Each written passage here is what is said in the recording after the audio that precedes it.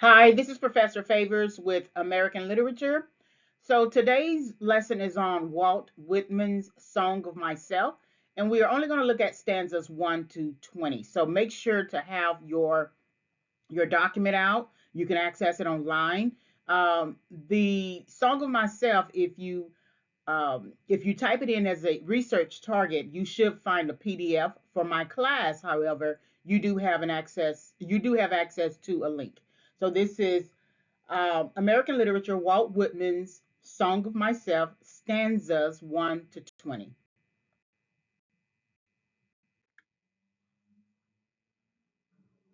So this lesson is subject to fair use because I am including the 20 stanzas within this presentation, but it is for teaching purposes. So um, there are also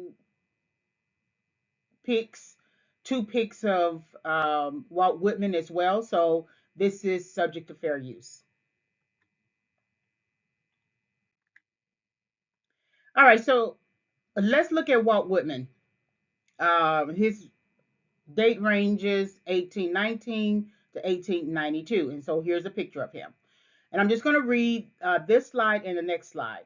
The second of 9 children and born in 1819 to a Long Island farmer and carpenter, Walt Whitman is both the journeyman poet of Americanness and its champion. A journalist and newspaper editor throughout his life, Whitman worked as a law clerk, a school teacher, a printer, a civil servant, and a hospital aide, but he was always writing.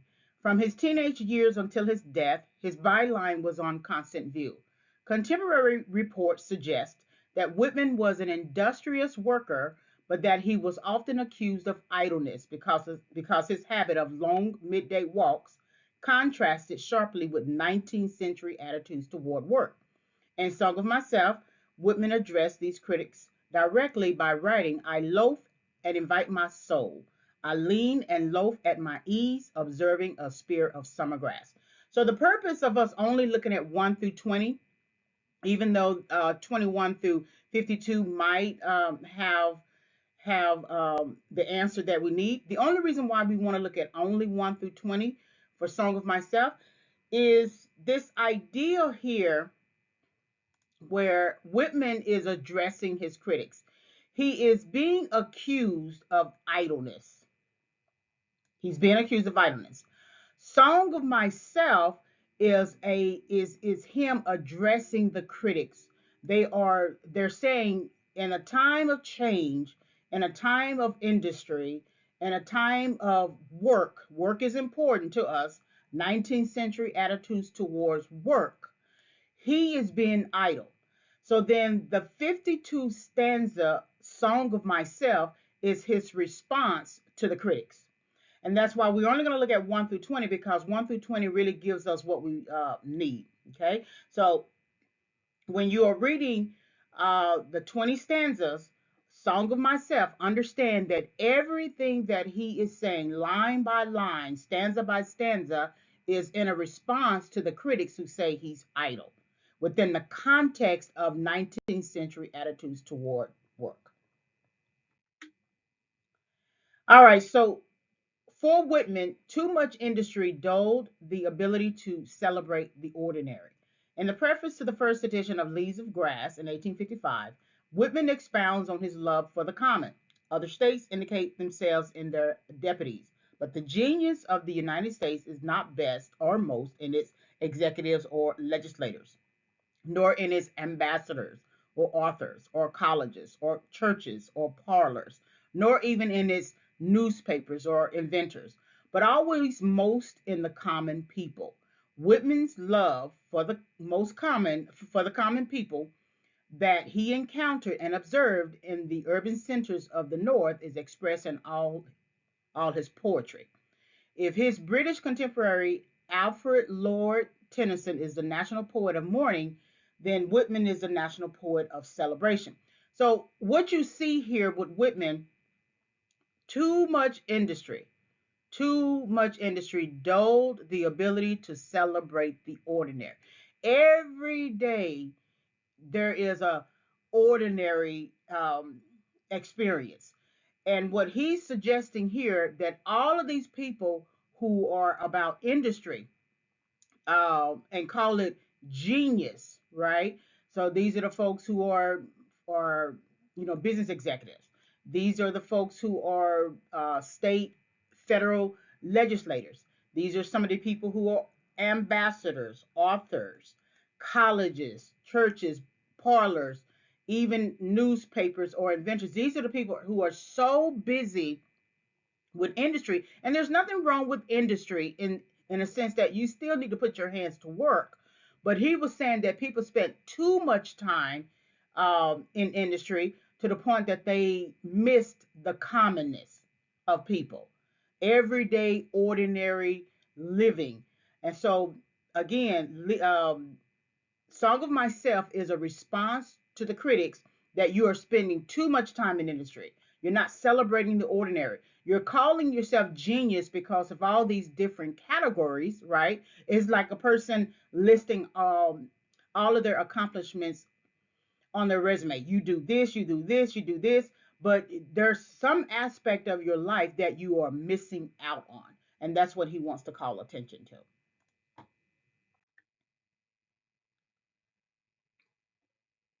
All right, so let's look at some historical implications. Remember from the introductory PowerPoint lesson to the course um, on time periods, that every time you see something in terms of a time period 1819 to 1892, his his birth and death dates, and that's the 19th century. You want to look at what was going on during that time. Now, there's a lot more that's going on. I just only put here the most necessary, but let's look at it. So, 1819, we have the Panic of 1819, which is a financial crisis. Somewhere between here, we also had another financial crisis, somewhere like 1837. Thomas Jefferson founds the University of Virginia. So then we have different states becoming states, or different territories becoming states. So Maine and Missouri becoming a state. Florida becomes a U.S. territory. We also have Thomas Jefferson and John Adams, the presidents, dying on the same day, and then Andrew Jackson becoming president. We have Nat Turner's revolt, also slavery debates. We have Oberlin College beginning enrolling female students. This is a change in the dynamic of all men being able to go to college, right? And many of the institutions having to create uh, separate institutions for women, separate institutions for Black Americans. And so you're going to see this again in your final paper for this course on single sex colleges. And the title of that is Are Single Sex Colleges Obsolete? And so then 1845, we have Florida and Texas becoming states. Then we have the Mexican American War. What is interesting here is 1857 is kind of like a current issue that's going on today. But this was Dred Scott v. Sanford, and he sued based on the idea that he was free from slavery. And so slaves and blacks, um, the conclusion of the suit, the judge's decision, slaves and blacks descended from slaves were not American citizens and cannot sue. So then later we ended up having Emancipation Proclamation, which freed the slaves, Reconstruction era, assassination of President Abraham Lincoln. Then the 13th Amendment abolished slavery. The 14th Amendment granted citizenship and equal protection under the law, meaning that we're not necessarily equal. It's a citizenship amendment, but it basically means that it's equal application of the law. So if men can go to college, women can go to college. If white people can go to college, black people can go to college. So it's equal application of the law. So now this is the industry aspect of um, Whitman's critique.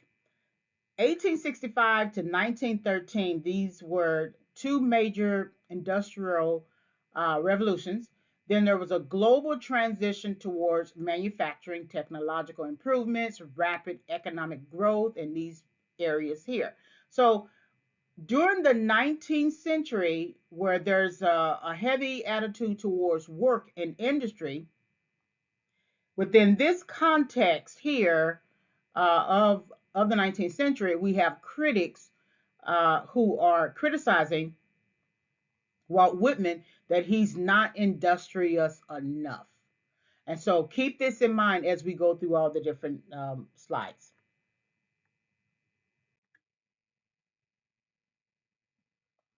So we're looking at the immediate text. Whenever you want to look at a literary work, you look at the immediate text. You don't go and find um, secondary source material to try to understand the text itself. You want to take some time to learn how to look at the text yourself, and that's what we're going to do. Let's look at let's look at stanza 14, which is the glance. And the glance is going to be perceived in two different ways.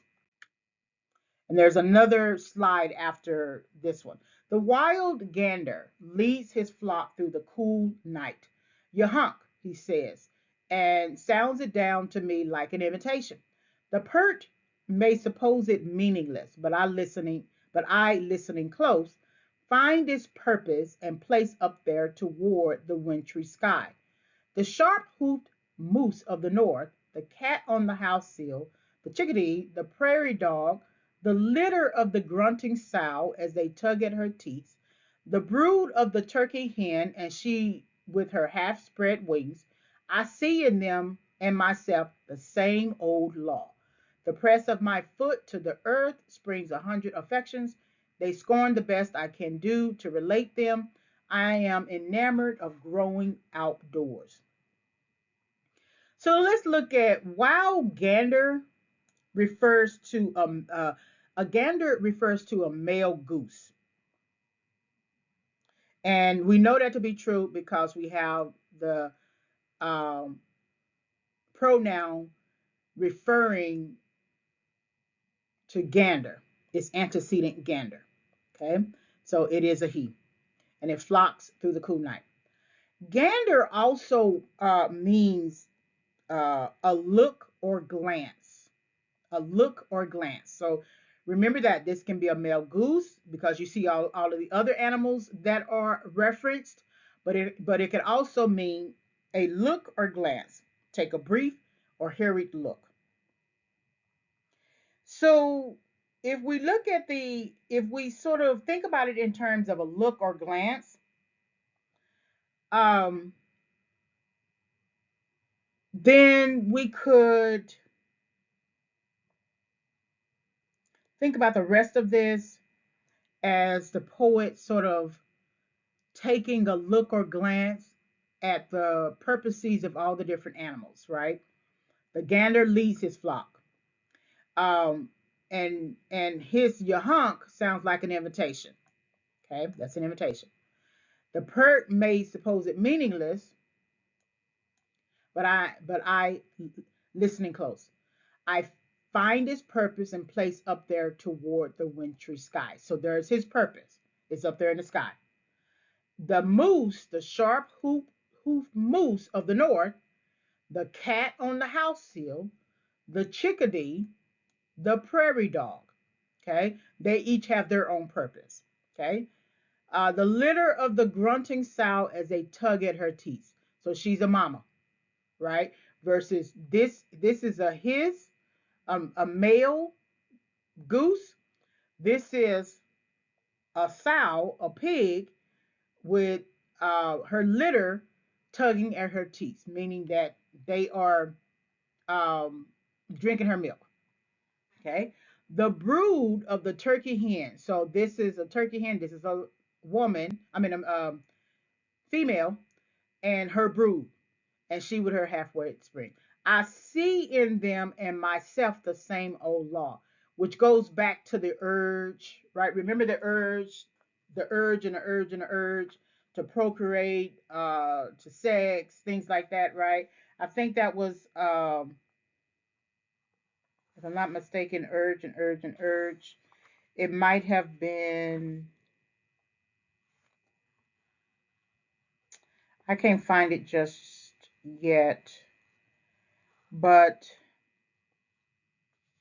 mom was thinking that it was probably, oh, it was stanza three, the urge. So I see in them, we are basically the same in terms of how we look at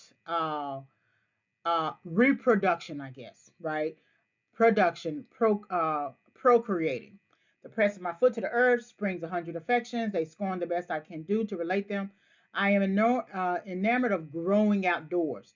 So this goes back to the idle, the rambling, the loitering, the lulling, everything like that. He seems to be growing more outdoors than he would if he was indoors. And you see this being the same thing because the litter is outdoors. The brood of the turkey hen is outdoors. All of these other animals are outdoors, and they tend to be doing very well. The Yahonk, he says, and sounds it down to me like an invitation, may go back to that sort of the doors of America are open, but it was actually the doors of the barns are open, and that was it was one of those. It could have been stanza nine. The big doors of the country born stand open and ready, right?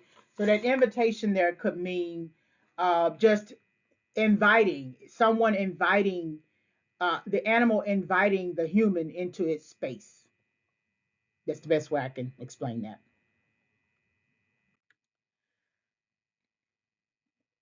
All right, the rest of stanza four. So, of men that live among cattle or taste of the ocean or woods, of the builders and steerers of ships and the wielders of axes and mauls, and the drivers of horses, I can eat and sleep with them week in and week out. What is commonest, cheapest, nearest, easiest is me. Me going in for my chances, spending for vast returns, um, adorning myself to bestow myself on the first that will take me, not asking the sky to come down to my goodwill, scattering it freely forever. This kind of reminds me of investing in oneself. Uh, when you look at this sentence, me going in for my chances, spending for vast returns, sort of like that return on investment. If I invest in myself to lull about, to loiter, to loaf about, ramble about, rest, take in the earth, learn about the earth, understand the grass, then I'm going to get a return on my investment. That's what this kind of reminds me of. The what is commonest, cheapest, nearest, easiest is me, reminds me of just commonality, right? The state of sharing features or attributes. And that's what he was talking about in the introduction, or the writers were referring to in the introduction. It's about the common man. It's not about trying to be the best. It's not about trying to do all this industry and work. It's about understanding what is the most common thing to consider. Um,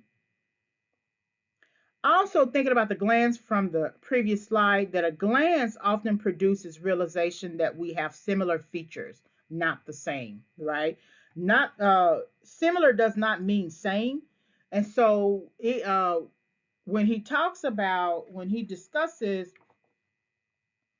I see in them and myself the same old law, we have similar features, we have similar characteristics, even though the animal is the animal and the human is the human. Okay. And then not asking the sky to come down to my goodwill. So I'm not trying to make the sky a base to me. There was something like that in the previous where I'm not expecting it to a base to me.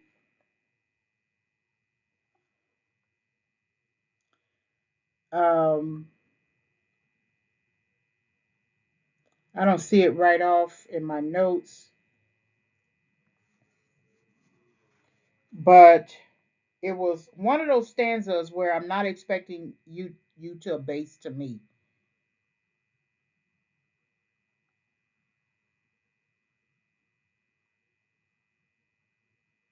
So um, give me a minute.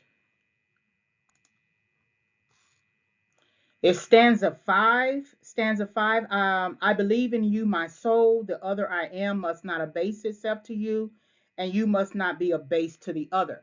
So when he's saying, I'm not asking the sky to come down to my goodwill. The sky has its own purpose. The sky is beautiful and purposeful and singular in its own purpose. And so I'm not asking the sky to bend to my will, my earthly, my conscious, my selfish will. The sky has to do what the sky has to do. And so the most important thing just to remember is that it's the commonality that you need, that we're all on some levels common. As much as we have all of these distinctions in terms of race and gender, economic strata, everything, we're still really common in our thinking and in the same way that we carry out our lives. So that's stanza 14. All right, so here's some resources, research archives, and educational information. So Walt Whitman Birthplace Association website, then research archives list of links you can find on that website. Some are good links and some are not. So I added a Walt Whitman archive link here, and then of course the source pig. All right. Thank you very much for listening.